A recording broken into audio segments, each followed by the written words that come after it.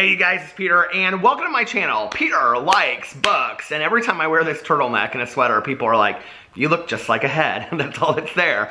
So anyway, here, I'll just, a little bit of a turtleneck. Anyway, I wanted to do my January wrap up. It's halfway through February, and I haven't even done my January wrap up yet. But I'm trying to do a wrap up for every month this year. I am also trying to do a review. I think I've done a review for every book that I've read this year so far, with the exception of a series of graphic novels that I'm reading. I'm almost done with the third one, so I'll get to that in just a second. But if I do like a series of like graphic novels or something, or if it's like a middle grade book, I may not review that. But other than that, I've been doing a review for every book that I have read this year. So every book that I'm going to be talking about, like I said, with the exception of the graphic novels, there is already a review up. You can go check it out if you're interested in it. All of my reviews are spoiler free. Typically, I mean, I may say a few things that it won't ruin it for you, but it'll give a little bit of away. So anyway, let's go into January. In January, I read 6 books. My goal was to read 8 books.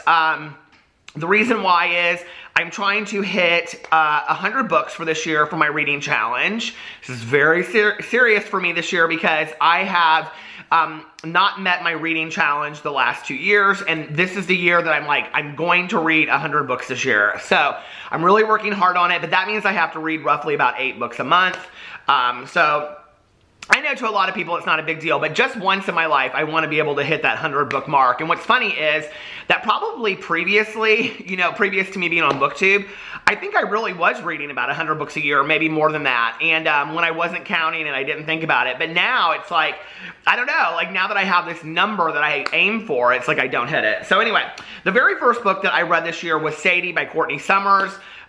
It was fantastic. This book was recommended to me by so many people. People said it's a great thriller.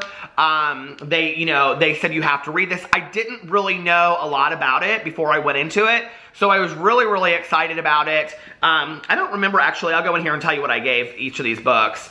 I ranked it 5 stars. It's interesting. This year so far, every book that I read in January, I just really, really liked. And that's kind of been the case for February so far too, although I'm behind on my reading schedule in February, so I gotta catch up. But Sadie was fantastic. It's about a girl whose sister dies, and she goes missing, and they find out that she's, they think murdered, and then she goes away, and it's told very much like a radio podcast. It was like a documentary. It was fantastic. It was so good. And if you don't know, I have a book club where we are reading A Year of True Crime. It's called Peter's Book Club. It's listed below. Currently, we're reading In Cold Blood by Truman Capote. But I had listened to the book, and I think I listened to it in December. I'm not sure, but I think it was December. And it was called Evil Has a Name, about the Golden State Killer. And it was put together by Paul Holes and the other investigators on the Golden State Killer case. And it's an Audible exclusive, so it is done like a podcast documentary. It's fantastic. If you have any interest in true crime, any interest in, the Golden State Killer case, the book, I'll Be Gone in the Dark, which I read last year. It was actually my favorite book of 2018. This reads very much like that. Like when you, I think it actually would probably be a better audiobook, Sadie, than a physical book, because they have a cast of characters that play all the people in the book. And so when you're listening to it, it plays out like a documentary, like a podcast. And people ask me all the time, they're like, you listen to so much Audible, what would you recommend? This would definitely be a book that I would recommend. I mean, often it doesn't really matter. Like I'll listen to a book and I'm like, I could have read it or I could have listened to it. But Sadie is a book that I definitely would recommend listening to on Audible. It's fantastic. Okay, the next book that I read is One of Us is Lying by Karen McManus. And I gave it 5 stars as well. Neither one of those do I think I gave like 100% to. I can't remember, honestly what I gave each of them, but I didn't give them 100%. One of Us is Lying is about 5 students that are in detention and one of them dies. and then what comes out afterwards. And I had heard so much about this. I had put it on TBRs and never read it in the past, so I thought, okay, finally, you need to read this. And so I did. I thought it was really, really well done. It was interesting when I did my review. I got a lot of like people saying in the comment sections that they didn't really enjoy it. I really enjoyed this book. In fact, I was kind of like hoping there would be a sequel to it. And I just recently bought Karen McManus's second book. I don't know if it's her second book ever, but it's the book after this, and it's called Two Can Keep a Secret. But it is a totally different storyline. So I thought it had something to do with this. It doesn't. But One of Us' line very much could have a sequel. I kind of wish it would. I really liked the interaction of the characters and the character development in this book. And I am somebody that, although I love plot and I love a good mystery or thriller, I also love character development. That's probably something for me when reading a book that is the most interesting. If I can get behind the characters and, you know, really be interested in their lives, then I can, you know, really follow a book. If the characters are flat, I have no interest in reading the book whatsoever. Okay, and then the third one that I read, and I know I gave this a 5-star, was Hank Green's book, and an absolutely remarkable thing by Hank Green. I did give it 5 stars.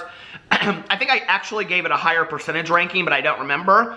So it is about this girl. She's graduated from college. She's a graphic designer in New York City. And she and her friend filmed this video about this statue kind of thing that they see in New York City that they think is like installation art. But at the same time that their YouTube video goes up, people see these statues, they're called Carls, all over the world. So it's very much science fiction based. I don't want to give a whole lot away, you know. I just want to say, like, if you're looking for the book that's different for 2019, I would hands down recommend this book. I was never bored. I was really, like, it's humorous, it's funny. I just really loved everything about this book. I thought it was fantastic. I thought for Hank Green's first book, I thought it would very much read like a John Green book, which it did, but I wasn't disappointed at all. There's a lot of similarities between he and his brother in their writing styles, but there's a lot of differences too. I would say the one thing that you don't get in this Hank Green book is very like this teen angst, because it's a generation later. It's not like they're not 16. They're like, I think 23, 24 in the book. So you don't get that kind of like teen angst that you get with a lot of John Green books. I had said when I did my review that I was really hoping there was a sequel, and I didn't really know. I didn't go in and look at any articles or any of that kind of stuff to see if there was going to be a sequel, but a lot of people left in the comment section below from that video that Hank Green is actually working on a sequel to this book, which I'm so excited about.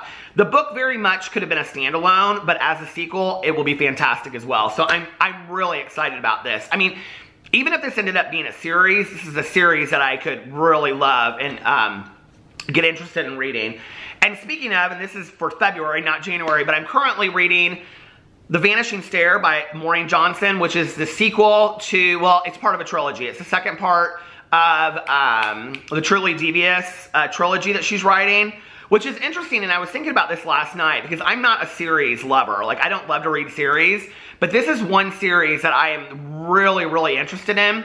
And I had said that I, had read the Rick Yancey series, The Fifth Wave, and I loved The Fifth Wave, but I didn't like the other two, and there's been other books like that.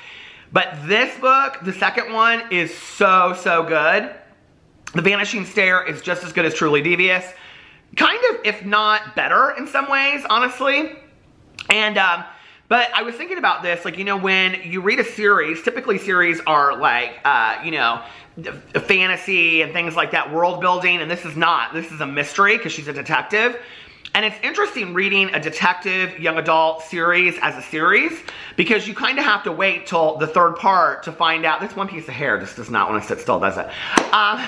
You have to, like, you're going to have to read the third part to find out what happens. And so as I get close to the end of it, I'm like, I'm going to have to wait another year to find out what happens in this stupid series. No, it's not stupid at all. I love it. It's fantastic. The Truly Devious series is, I mean, it's one of the best series of books I've ever read, and I love it. Okay, so then the next book that I read was A Stranger Beside Me by Ann Rule. I know I gave it 5 stars, yeah. and it is the shocking inside story of her friendship with Ted Bundy. So this was the January Peter's Book Club book that we read, and it was Ann Rule is a true crime writer, or was a true crime writer. She passed away. And it is her telling of her friendship and her long-term relationship, not romantic, just friendship, that she knew Ted Bundy over, I think it was a course of 13, 15 years, something like that. And it's her telling of the story and his first arrest and how she knew him before that and up to the point of his execution. It even goes after. It has like 2 epilogues to it. I think she updated the book like through the years. Very, very interesting. The whole thing with Ted Bundy is, okay, so Mel, who is my partner with the book club, she and I decided to do a Ted Bundy book long before we knew the Zac Efron movie was coming out, long before we knew the Netflix series was coming out. We had no clue any of that stuff was going to happen. Very psychic of us, wasn't it? And so we picked this book, and then all this stuff comes out. And it was so interesting. You know, it's like when we picked I'll Be Gone in the Dark, right at that time that we started reading it, they caught the Golden State Killer. So, you know, it like every time we pick a book, like something around that happens. I don't think there's going to be a whole lot around In Cold Blood. But it was an interesting book to read with all of this other stuff. I'm only halfway through the, what's it called, the confession tapes or something like that on Ted Bundy on Netflix. I don't love that. It's not my favorite documentary. And I'm a huge documentary fan. I don't know. It's a very sick case. And after having read the book, I think like I read enough about Ted Bundy. When I read about the Golden State Killer, I really couldn't get enough about it because it was more about the investigation. It was more about from the investigator's point of view, the victim's point of view. And that story was interesting to me, how it had impacted their lives. But this was more about Ted Bundy. And I don't know, it just like when I finished the book, I was kind of done with the whole thing. I just didn't really want to know a whole lot more about it. I don't know if that makes any sense. There's something very, very dark about that whole topic to me that at some point I just have to put a boundary around it and say enough is enough. So, okay, so then the next book that I read, I went out of my reading challenge for the year, was these graphic novels by Esther Pierce, I think. Esther Pearl Watson, called Unlovable. Okay, so I talked about this in a haul, but years ago, my favorite graphic novels, and I'm trying to read a lot in 2019, were these down the street kid graphic novels by Linda Berry, and I'm obsessed with Linda Berry. Well, every time I would buy one or I would look up to see if she had another graphic novel available, these would come up as like recommended or other people had bought, and I had never thought much about it. And there's 3 in the series, and it's about this girl named Tammy Pierce, and she is a sophomore in 1989, so it's the year that I was in high school. I graduated in 90, so I would have been like a senior when, no, because it's 89, 90 is when she's going to be a junior. Yeah, she graduates in 92, because it says the class 92 in it. But anyway, it's the years that I would have been in high school. And it's so funny because the pop cultural references, of which there are thousands, are so appropriate for my, like, the year that I went to high school. And she and her friends, she has this friend named Kimberly, and Kimberly has a boyfriend named Eric, and they're always just getting into trouble, and they remind me so much of my friends in high school. And Tammy's just kind of this girl that doesn't fit in, and she's so bad wants a boyfriend, and she's so bad just wants to fit in, but she's always putting like the Lee press-on nails on, and it's so raw and authentic, and I love it. Like, I just sit there, and my husband will be like, what are you laughing at? And I'm just like, oh my God, it's so hilarious. At the end of the book, it was written by 2 people. Esther wrote it, Esther Watson, is that her name, Esther Watson? Yeah. And her friend, and the whole idea was that they found the journals in a bathroom on a road trip from Las Vegas to like Washington State or something like that. Like they were just left there in this bathroom. And they're just fantastic. And it takes place, the first book is, so the first one, which I read, I must have read that in, is this book 1? Okay, so book 1 I read in January.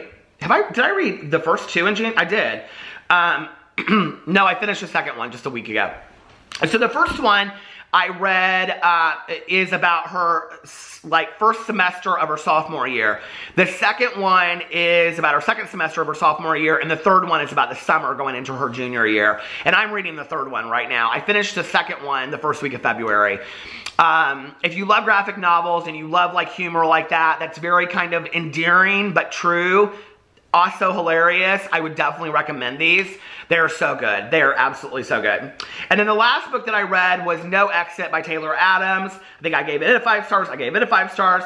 And it was about this girl that is on a trip to visit her mother, who is in the hospital having a surgery.